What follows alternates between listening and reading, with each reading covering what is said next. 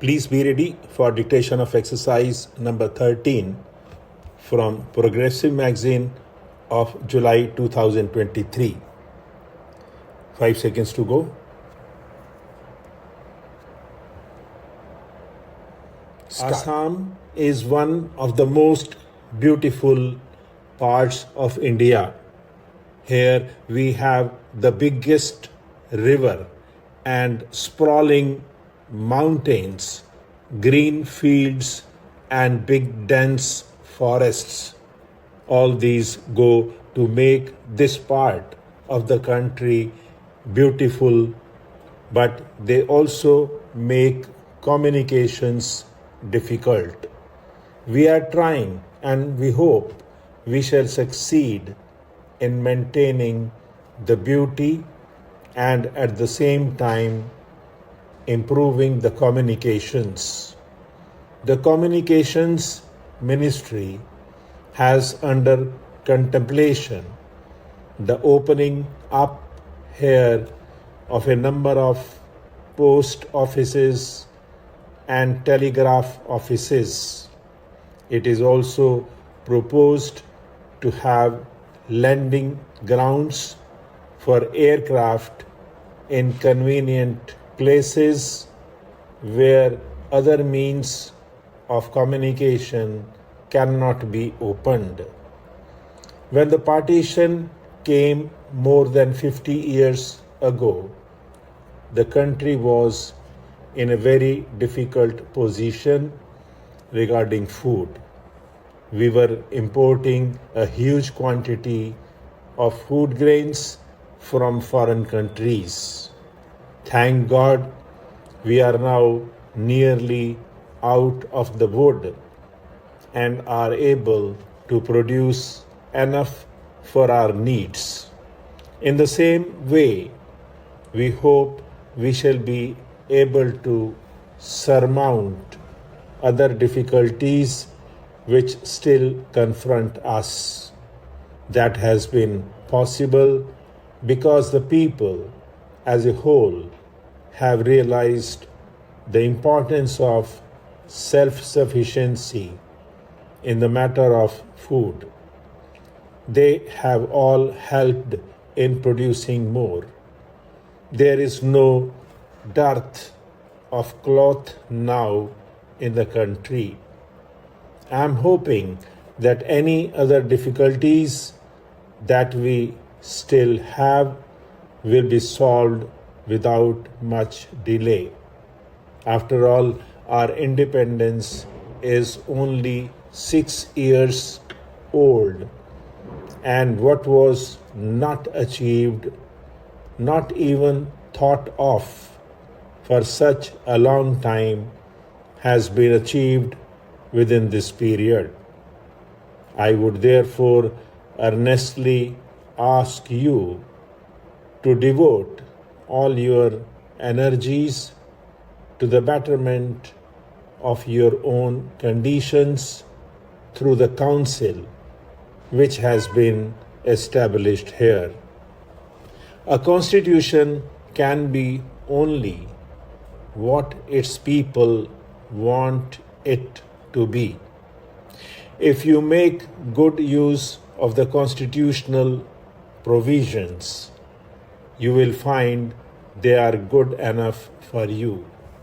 You may rest assured that the Government of India and the Government of Assam will ever be ready to give you such assistance and help as you need. We know the difficulties which you have to face, and the Government of India have been trying to help you.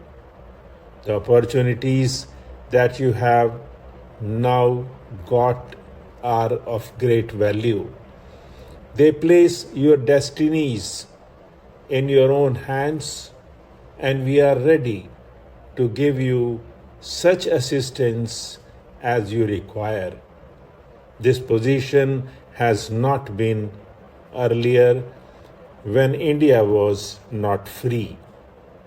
You have mentioned the services of the missionaries. I'm glad to be able to bear testimony to the very good work that the missionaries have been doing in various parts of the country. I have before this borne testimony to this fact on several occasions. I am therefore not surprised that you have spoken so highly of them.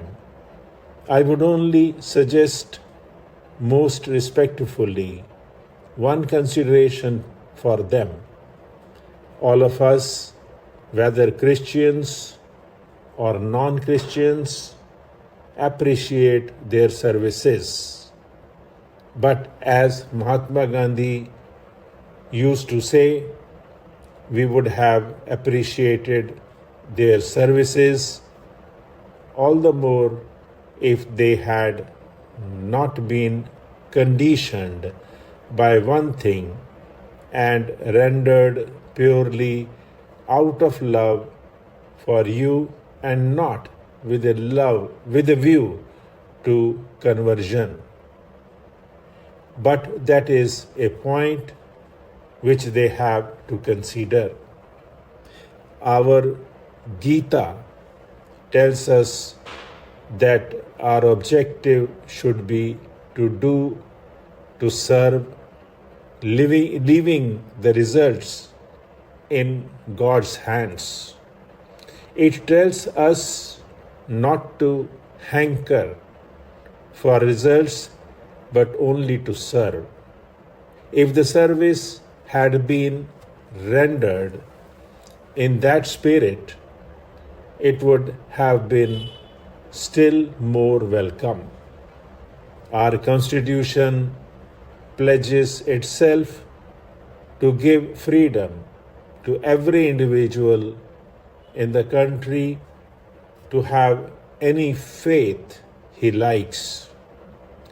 A Christian is as dear to India as a Hindu or a Muslim or a follower of any other religion. We know too that a Christian regards himself as an Indian as much as a Hindu does. That has been one of our great points, not only now but since time immemorial. To you who live in these hills, it is not necessary to point out that for reaching a peak you can go by several routes.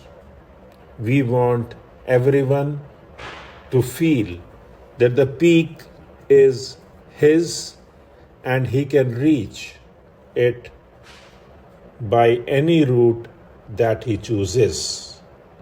Therefore, there can be no objection to any Christian preaching Christianity to Indian Christians or even to non-Christians, and the government is determined to give full effect to these provisions of the Constitution.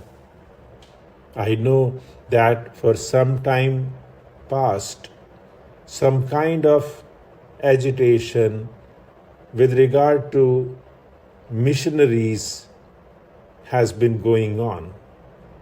There is no objection to any Christian preaching his religion.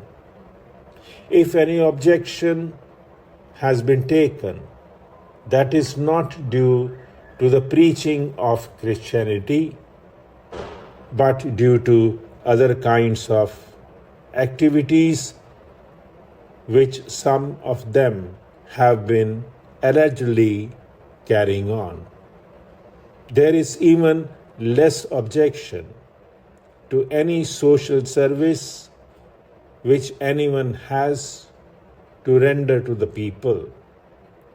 But at the same time, we expect that those who come to our country for this purpose will confine their activities to preaching alone, and if that is done, there can be no difficulty whatsoever there.